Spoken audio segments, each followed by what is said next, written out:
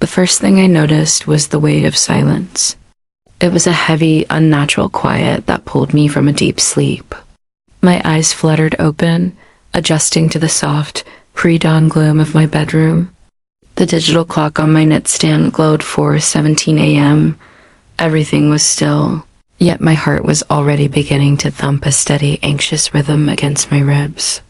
It was a mother's intuition, a primal wire strung taut between my soul and my son's. Then I heard it. The faintest creak of the floorboard, just outside my door. My breath hitched. I lay perfectly still, listening. My husband Mark was on a business trip in Chicago, his side of the king-size bed cold and empty. It was just me and our 8-year-old son, Noah, in the house. The doorknob turned with a slow, deliberate twist that sent a chill straight down my spine. It wasn't the hurried, confident turn of a parent checking in.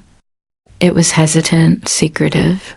The door swung inward without a sound. I made a point of oiling the hinges regularly, a fact I now felt strangely grateful for.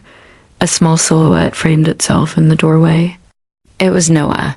His favorite NASA pajamas were rumpled, and his usually bright, inquisitive eyes were wide, glistening in the low light, but they held a strange, vacant expression. He was holding something, clutching it tightly to his chest. "Mom?" His voice was a thin, reedy whisper. "Noah, honey? What's wrong? Did you have a bad dream?" I started to sit up, my maternal instincts pushing the unease aside. He didn't answer. Instead, he took a step into the room, then another, his small feet padding silently on the carpet. He moved with a purpose that was unnerving. He stopped right beside my bed, his gaze fixed on me, but it felt like he was looking through me. "Sweetie, what is it?" "You're scaring me a little," I said, keeping my voice soft and calm. That's when he raised his hands. He was holding his school backpack, the one with the rocket ship pattern. He unzipped the main compartment with a loud, rasping sound that tore through the quiet room. "Noah, what are you doing?" He still didn't speak. He just looked at me, his little jaw set with a determination I'd never seen in him before. It was then I noticed the faint tremor in his hands. He reached into the backpack and pulled out a thick, messy stack of papers. They were covered in his familiar, blocky handwriting and colorful crayon drawings. He thrust the stack toward me. "You have to read them," he said, and his voice was different. It wasn't a request. It was a demand. It held a force, a desperation, that was utterly alien coming from my gentle, bookish boy. He forced the papers into my hands. I looked down, my own hands trembling now. The top page wasn't a story or a drawing from school. In bold, red crayon, he had written, "Things that are wrong." Beneath it was a list out one. "You and Dad talk in quiet voices after you think I'm asleep. Your voices are sad. 2. Dad didn't laugh at my joke on Sunday. He always laughs. 3. You cried in the car last week. You thought I was listening to my AUDIOBOOK.4. You stopped eating your favorite yogurt. 5. Dad's suitcase is still in the hallway from his last trip."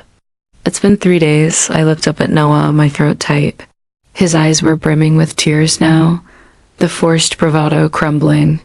"Keep reading," he whispered, his voice cracking. I flipped to the next page. This one was titled, "What I Think Is Happening." His childish drawings depicted our family 3 stick figures. But on this page, one of the larger stick figures, me, was drawn with a giant blue tear falling from its eye. The other large stick figure, Mark, was drawn at a distance with a scribbled gray cloud over his head. Arrows connected the cloud and the tear, and in his phonetic spelling, he had written, "Is Dad's work making you both sad? Are we going to have to move?" Page after page, it was a catalog of his silent observations and the terrifying conclusions his young mind had constructed.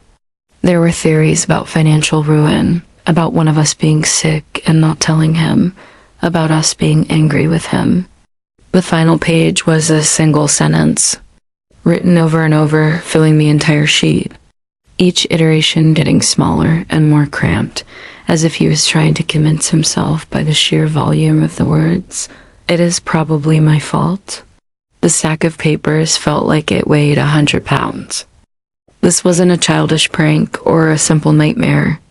This was my son's internal world, a landscape of anxiety and fear that he had been navigating completely alone for weeks, maybe months. He hadn't sneaked in to play a trick or steal a treat. He had been forced by a burden too heavy for his small shoulders to carry any longer.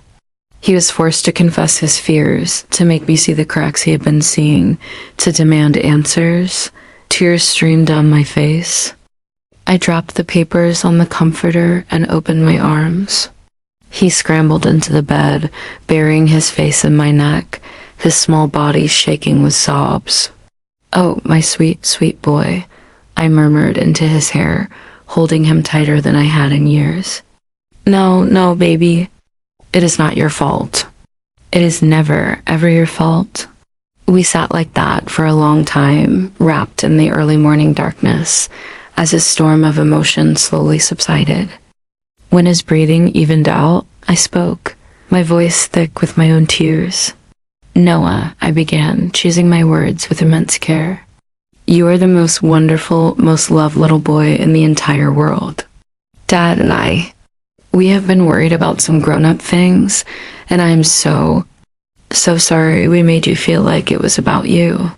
I explained in the simplest terms I could that Daddy's company was going through some changes and there was a lot of stress about his job. I told him that grown-ups sometimes forget how to handle their own worries and can get quiet and sad, and that was our mistake, not his. I apologized for the crying in the car, for the quiet talks, for every single clue he had meticulously collected and misinterpreted. "The world feels big and scary sometimes, doesn't it?" I asked, stroking his hair. He nodded against my shoulder. "I thought everything was breaking," he whispered. "It's not, honey. We are a family and families are strong. But we have to talk about the scary things. You can't keep them locked up in a backpack. You have to share them so we can face them together." The relief that washed over him was palpable. It was like watching a candle being lit in a dark room.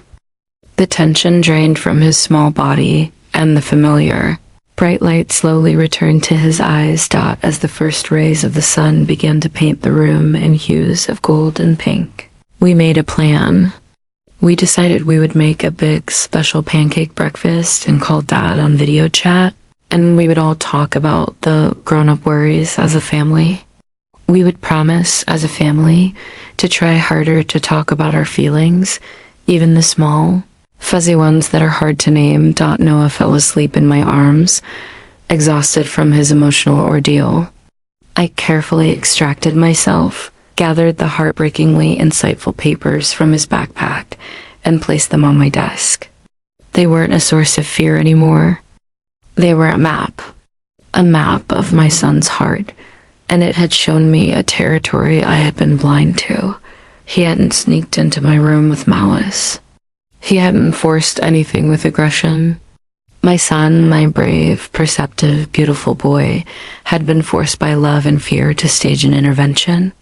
He forced a conversation that we, the adults, had been too preoccupied to start. He forced our family to begin healing. I looked at him sleeping peacefully in my bed, his features soft and untroubled for the first time in what I now realized had been too long. The title of that early morning would never be a story of fear, but one of salvation. It was the night my son, with a backpack full of fears and a heart full of love, forced our family to find its way back to each other.